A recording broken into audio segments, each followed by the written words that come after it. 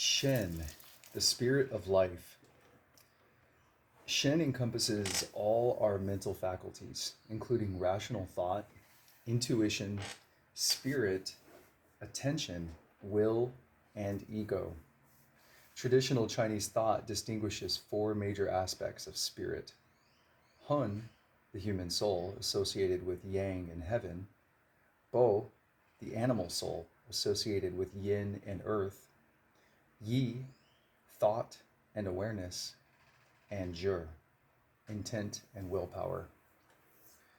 Unlike Western dualism, which sanctifies the spirit as an independent entity above and beyond the body, Taoism regards the spirit as the flowering blossom of the Taoist trinity, with essence, or body, serving as the roots and energy, qi, as the connecting stem. Only well-nourished roots planted in fertile soil generate strong stems and beautiful blossoms.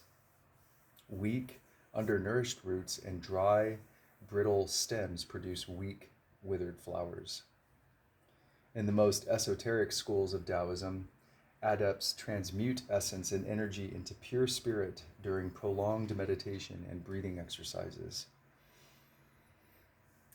Followers of this path cultivate the three treasures entirely through internal methods, refining their own inner essence and eventually forming a mysterious pearl, which grows with practice and confers health and longevity to the adept.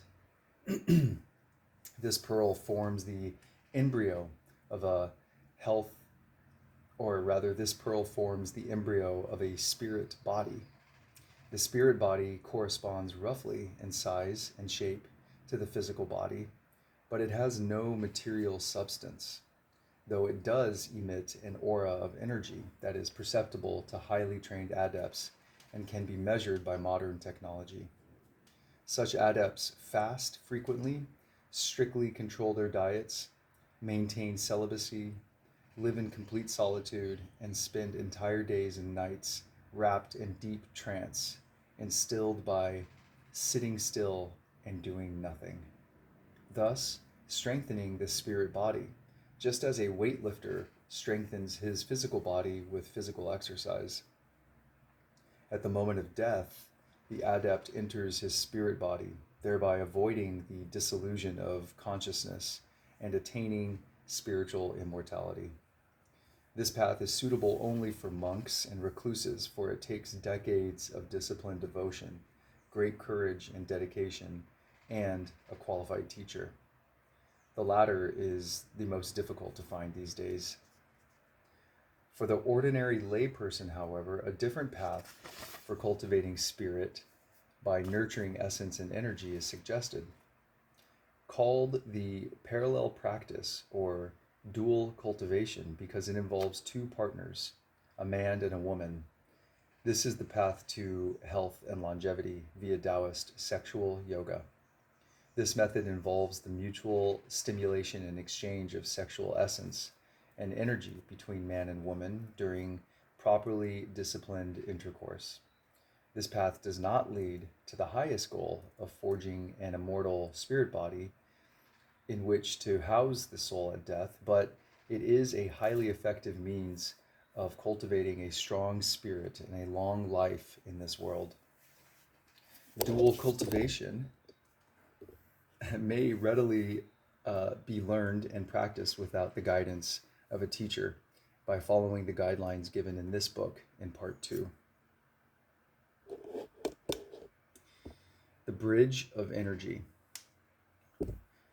Western medical science divides body, or essence, and mind, or spirit, into two separate domains, and either ignores or is completely confused by the role of energy.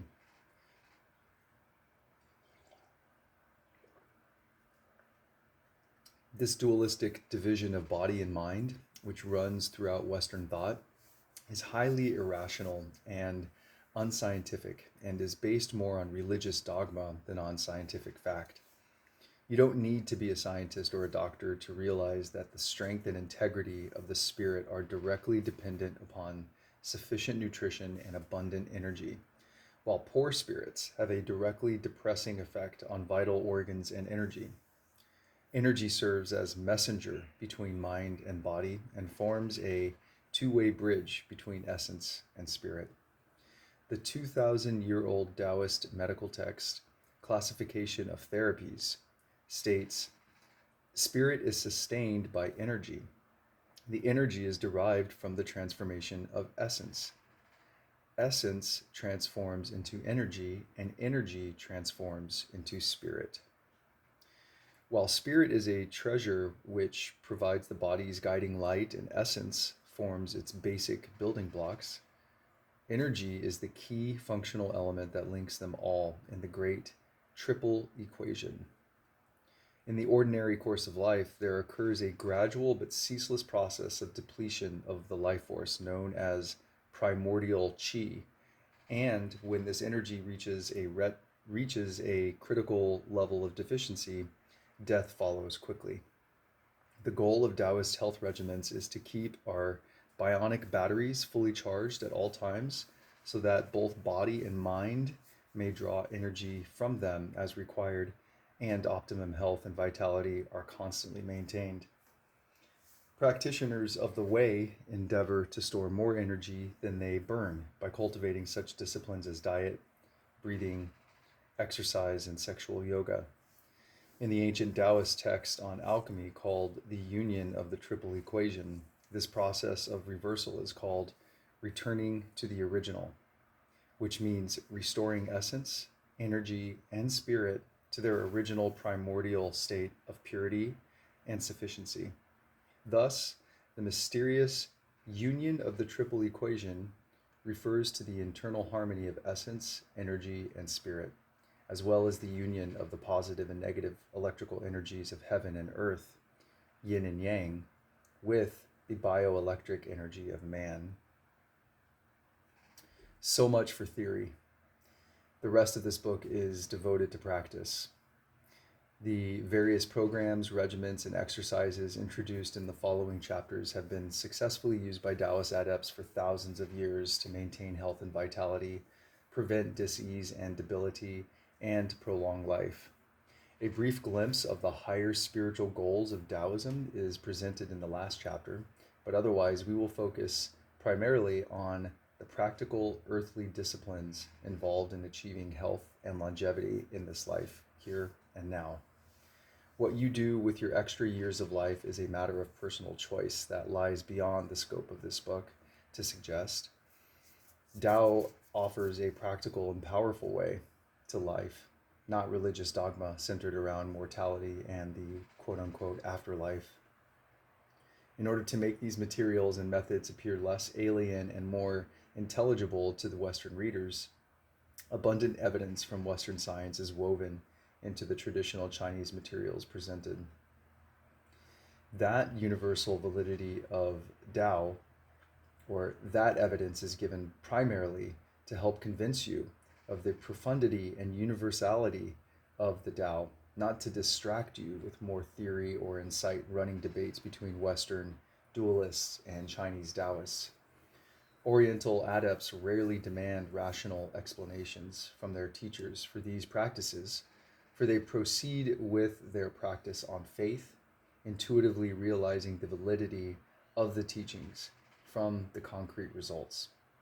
By contrast, Western people hesitate to take a blind plunge into unfamiliar waters until they first test the waters scientifically to make sure it is quote-unquote safe. Therefore, skeptical Western readers may use the scientific evidence presented herein to run a sort of mental limitus test on the original Chinese materials, after which you should place theory on the back burner to stew and jump directly into the fires of practice, which comprise the main thrust of this book. You'll never reach the goal just by thinking about it. As one sage put it, an ounce of practice is worth a ton of theory. And this completes the introduction section of the Tao of Health and Sex and Longevity.